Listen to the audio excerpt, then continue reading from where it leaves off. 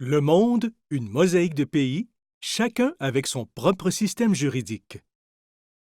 La seule voie qui offre quelque espoir d'un avenir meilleur pour toute l'humanité est celle de la coopération et du partenariat, expliquait Kofi Annan, ancien secrétaire général des Nations Unies à l'Assemblée générale de l'ONU du 24 septembre 2001. En quoi ces paroles s'appliquent-elles au droit international? Dans quelle mesure les valeurs, les tendances, les cultures ou encore des individus ou des groupes engagés influencent-ils l'évolution du droit international? Comment les fondements de ce dernier mènent-ils vers une société plus démocratique? Tu as la chance de vivre dans un pays où une charte protège tes droits et tes libertés. Mais qu'en est-il ailleurs dans le monde?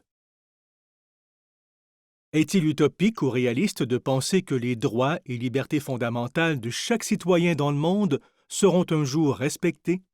À l'ère de la globalisation de l'information, il ne nous est plus possible d'ignorer que les droits fondamentaux inscrits dans la Déclaration universelle des droits de l'homme sont bafoués, constatait l'honorable Louise Arbour, haute commissaire des Nations unies aux droits de l'homme.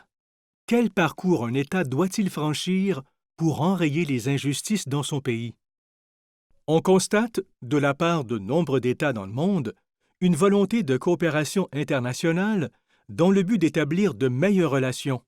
Mais le chemin pour y arriver ne semble pas toujours facile. D'où l'importance du droit international et de ses instances judiciaires qui veillent au respect du droit à l'échelle mondiale. Différents enjeux juridiques animent les discussions légales sur la scène internationale.